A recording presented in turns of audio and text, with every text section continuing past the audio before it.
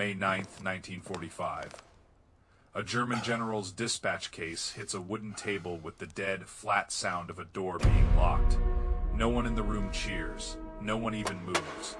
Because 3 feet from that table stands George S. Patton, and the man facing him has just called him a coward. The German officer is not drunk. He is not confused.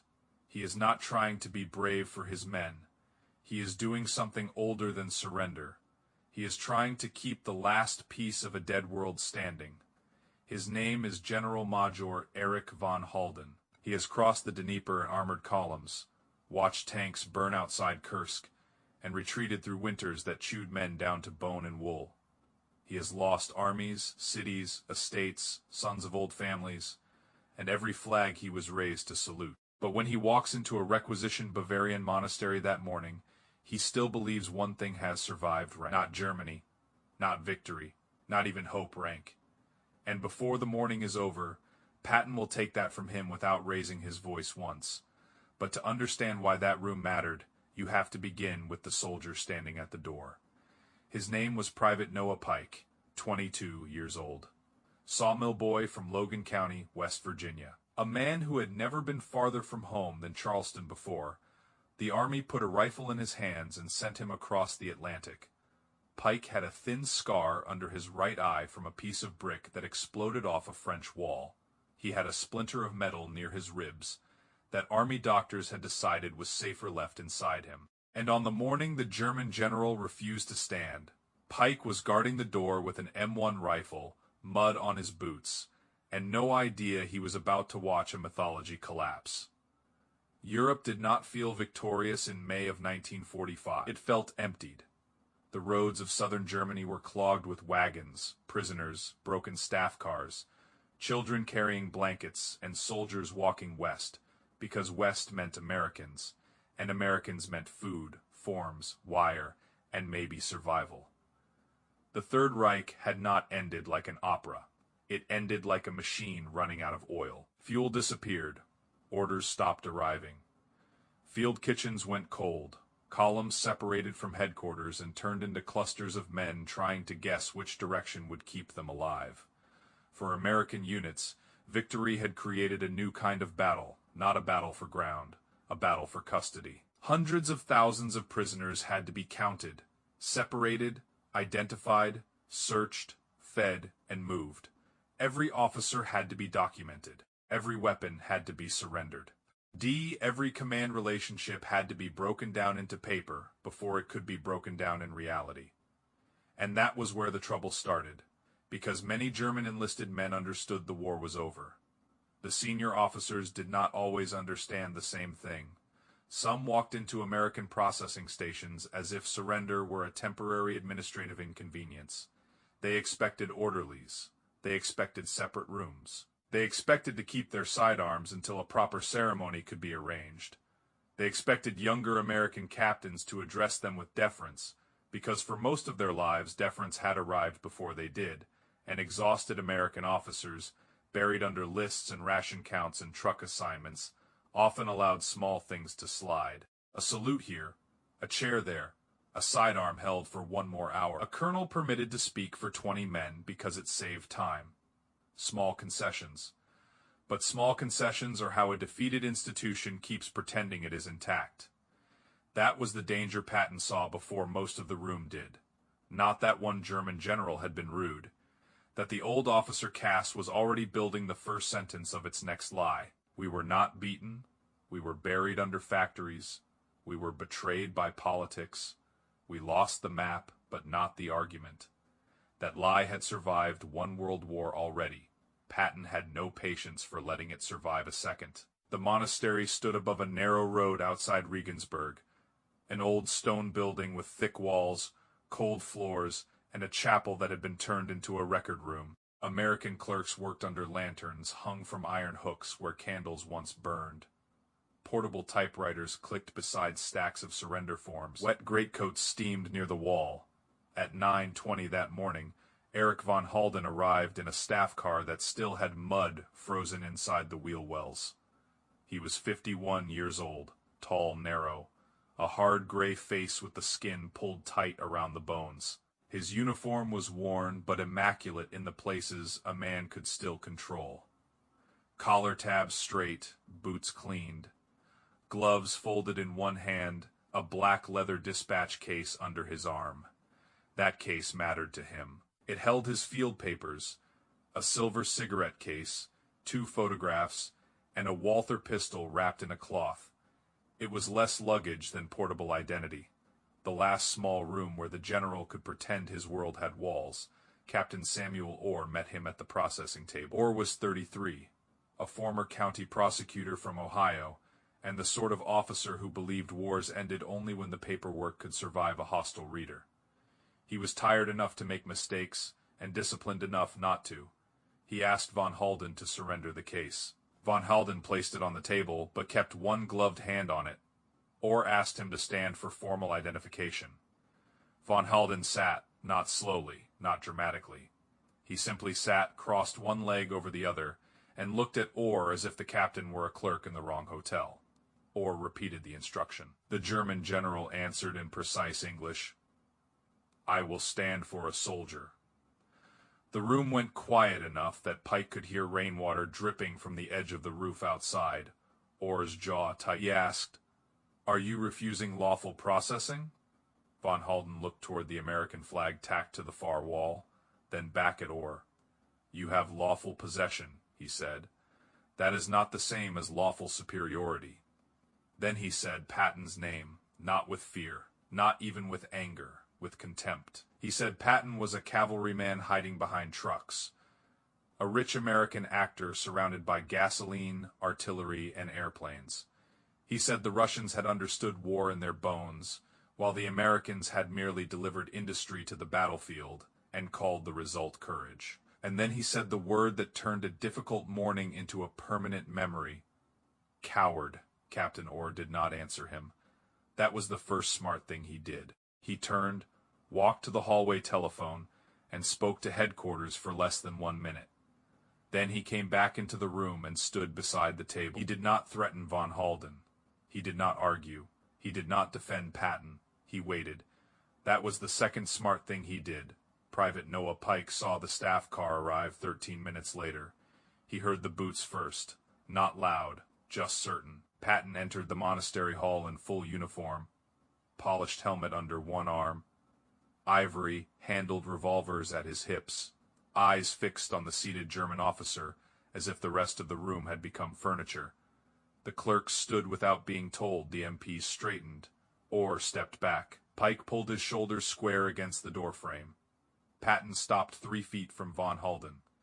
The German general remained seated for 2 seconds longer than any sensible man would have remained seated. Then his own training betrayed him. He stood. Patton looked at him for a moment.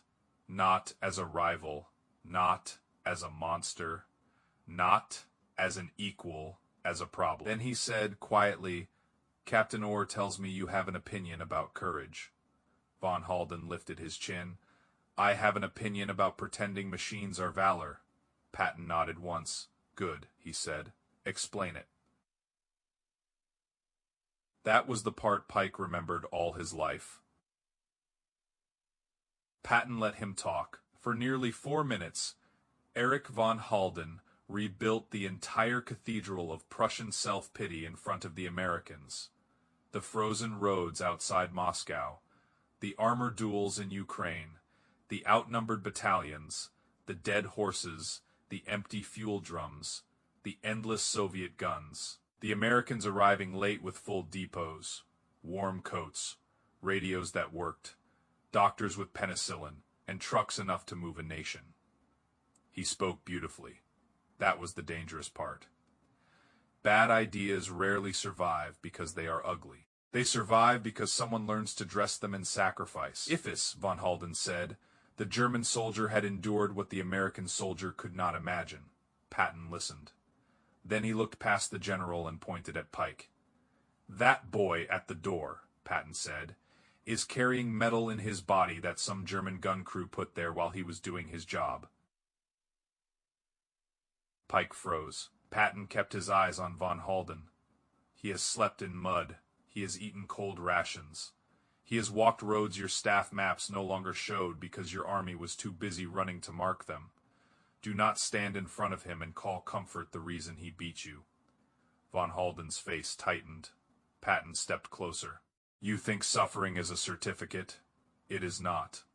Sometimes suffering is only proof that a commander failed to provide what his men needed." The room held still.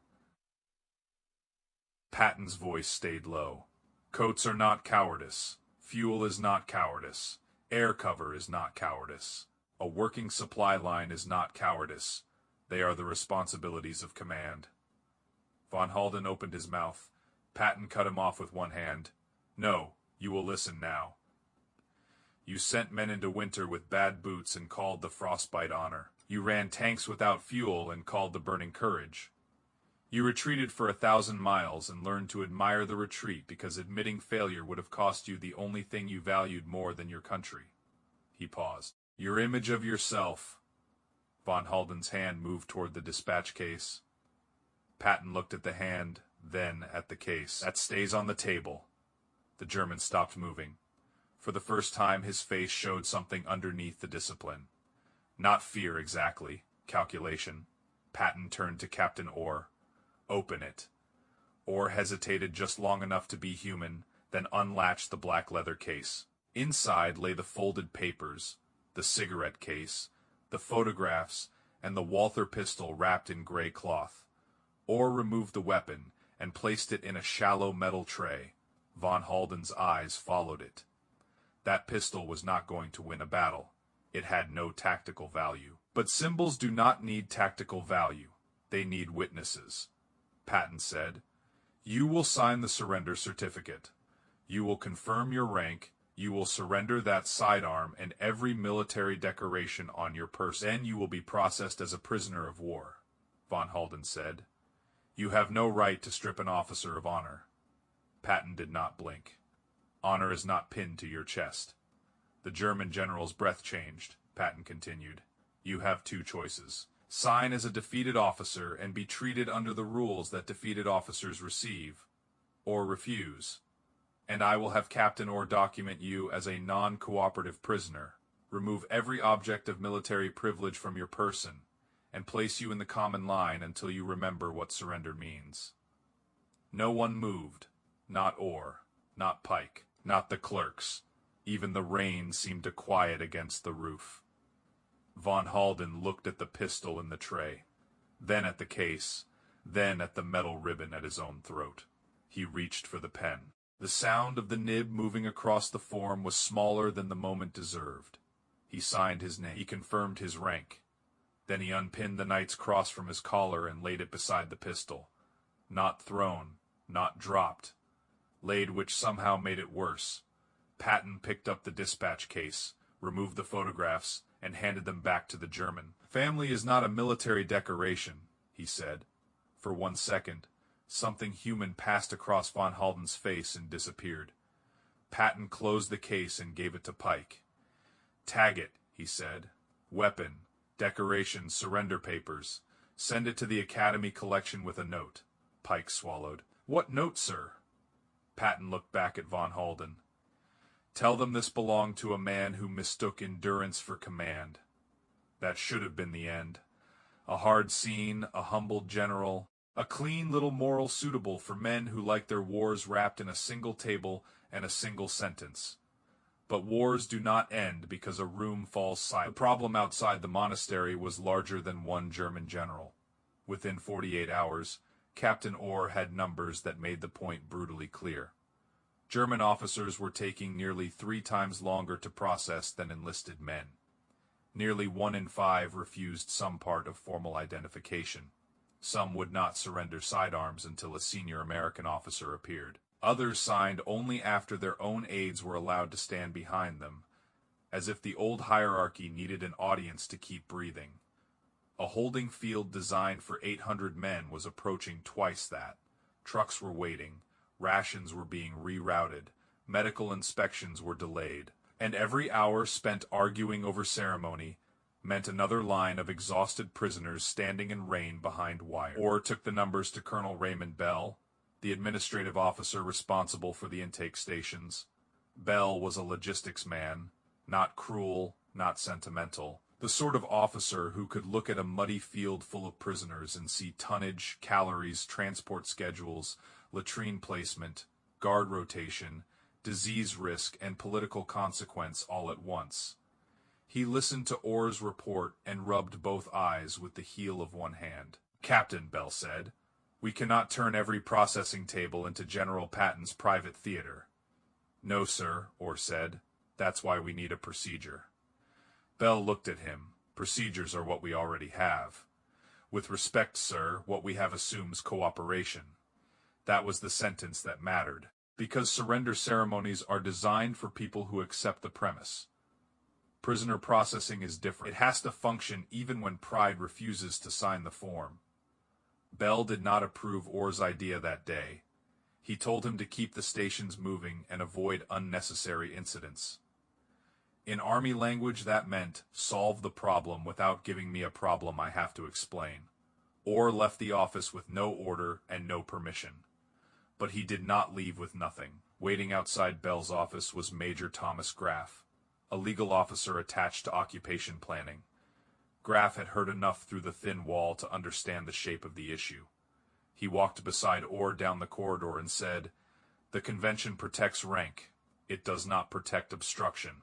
Orr stopped. Graff handed him a folded page from the 1929 prisoner of War Rules and tapped a paragraph with one finger. It was not dramatic language. That was its strength. It allowed commanders to separate prisoners who disrupted administration, provided the separation was documented, temporary, and tied to compliance rather than punishment. No speeches, no humiliation policy, no revenge. Just the kind of dull legal sentence that can move history because it refuses to sound historical. 2 mornings later, 7 German officers were brought into the monastery hall together. 2 colonels, 3 majors, 2 captains. All 7 had delayed processing at least once. All 7 had refused to surrender something they had no legal right to keep. All 7 entered with the tight, prepared faces of men who had discussed resistance in advance. Captain Orr stood at the table with Major Graff beside him. Colonel Bell sat against the wall with a notebook. Private Pike guarded the same door. Orr addressed the prisoners in German. Not flawless German. Better than they expected, that mattered. He told them the procedure once. Stand when identified, confirm name, rank, and unit. Surrender weapons and military decorations. Sign the certificate. Receive prisoner classification. Refusal would result in individual administrative separation until compliance documented under the prisoner of War Rules. No argument, no insult, no raised voice. Just the architecture of reality placed in the room where pride had been standing. The first colonel tried to remain seated. Orr looked at the clerk. Record refusal. The clerk typed. The colonel's eyes moved toward Bell. Bell did not move. Toward Graff. Graff did not move. Toward the other Germans. They looked suddenly less certain. The colonel stood. Within 90 seconds, all 7 officers were standing. Within 26 minutes, all 7 had been processed.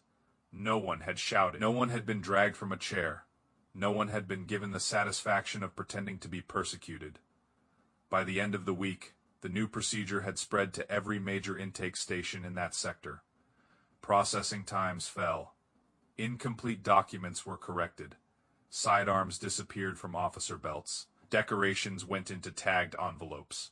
The holding field drained fast enough for the latrine crews to catch up. It was not glamorous. That was why it worked. Patton had broken the myth in one room. Orr had figured out how to keep it broken when Patton was not there. But paperwork has a shadow. Every completed surrender form contained names, ranks, unit histories, staff assignments, command relationships, locations where men had last been seen. To an American administrator, those forms were custody. To an intelligence officer, they were a map. And in the gray weeks after victory, maps had value to everyone, including the Soviets. The first warning came from Pike. He was on afternoon compound duty when he saw a man he did not recognize walking the prisoner fence line with papers that looked official enough to pass a tired guard. The man wore an Allied liaison coat, but it sat wrong on him. Too clean, too heavy for the weather. His shoes had city polish on them and no mud in the seams. He spoke to von Halden for 8 minutes near the far corner of the wire. Pike could not hear every word, but he heard one phrase in German, because by then every guard had learned the words that mattered.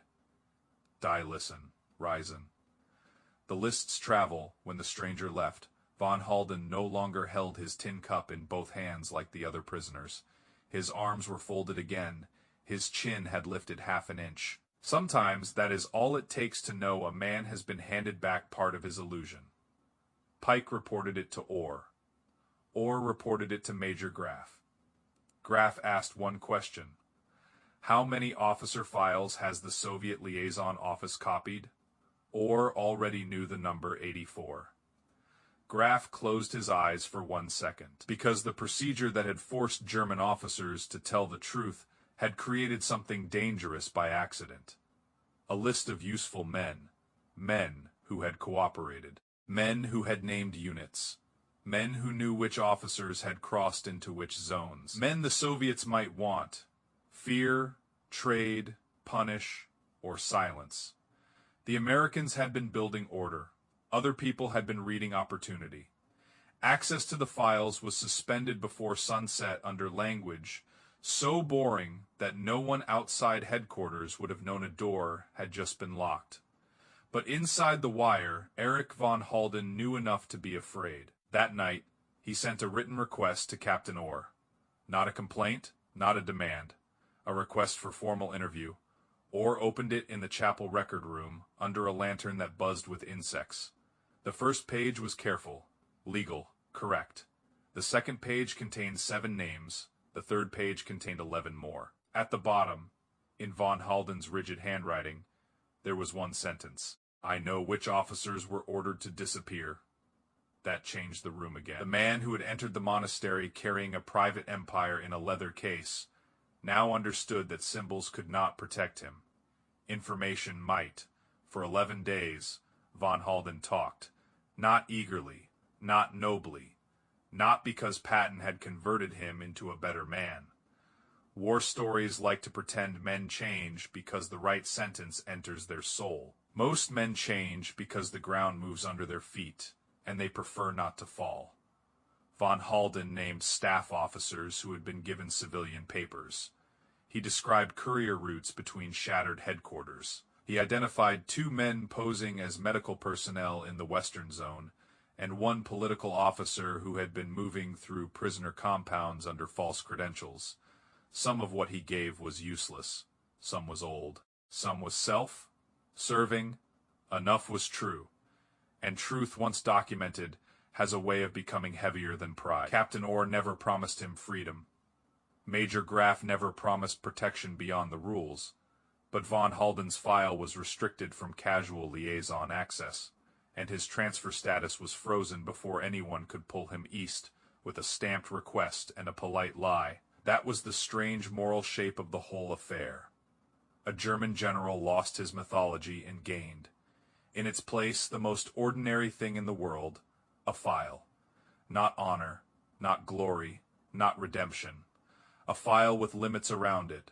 Sometimes civilization is not a speech. Sometimes civilization is a clerk refusing to hand the wrong paper to the wrong man. The war moved on from the monastery. The trucks left first. Then the temporary desks. Then the lanterns. Then the last stack of damp forms. By autumn, Captain Samuel Orr was back in Ohio trying traffic cases and property disputes in a courthouse that smelled of floor wax instead of wet wool. He did not receive a medal for making prisoner processing work. Armies rarely decorate men for preventing chaos from becoming visible. Major Graf stayed in uniform and spent the next decade teaching younger officers that law and war is not softness. It is a tool like a bridge, like a radio, like a convoy route. Useless, if ornamental, essential when the road collapses. Erich von Halden spent 18 months in American custody. When he returned to Germany, there was no estate waiting for him. The land his family had called ancient now belonged to borders redrawn by men with bigger maps than his. He found work as a freight clerk near Essen, recording rail shipments of brick, timber, pipe, and cement for cities that no longer had the luxury of admiring ruin. He lived 21 more years. No public speeches, no memoir that anyone read, no uniform in the wardrobe, no medal on the coffin. The man who once believed suffering made him superior spent his last years counting materials for reconstruction. There are worse punishments. There are also few more precise ones. Private Noah Pike went home to West Virginia with the scar under his eye and the medal still near his ribs. He married a schoolteacher, bought a half share in a lumber truck, and spent the rest of his life waking before dawn. He never kept a German pistol, never framed a Nazi medal, never told the story as if he had won it. When his oldest daughter once asked him what victory sounded like, Pike thought for a long time. Then he said, "Mostly paper." She laughed because she thought he was joking. He was not. Years later, an academy curator opened a storage box connected to the final weeks of the Third Army's work in Bavaria. Inside was a black leather dispatch case, a Walther pistol, a German decoration, a surrender certificate bearing Erich von Halden's name, and a short type tag that had browned at the edges. It did not call the items trophies. It called them instructional material. Below that, in pencil, someone had added a line that may have come from Orr, or Graf, or Patton himself. No one could prove it, which is often how the truest lines survive. It read, "Defeat becomes dangerous when proud men learn to call it virtue." That is why the scene in the monastery mattered. Not because Patton embarrassed a German general. Embarrassment is cheap. History is full. It mattered because, for one morning, the oldest trick of a defeated ruling class failed in public. The trick that says symbols are the same as strength, that pain is the same as competence, that losing with ceremony is somehow different from losing, that men who sent others into cold, hunger, and fire deserve reverence because they endured the consequences of their own decisions from a safer distance. Patton cut through that trick with a sentence, or translated it into procedure. Graf protected it with law. Pike witnessed it from the door, holding a rifle and the weight of a war he had never asked to explain. The dispatch case hit the table once, but what really landed was something larger. A fact. An army is not great because its officers suffer beautifully. An army is great when fewer of its men have to suffer for the officers' mistakes. And when the war is over, the difference between those two ideas has to be written down before the myth finds another uniform.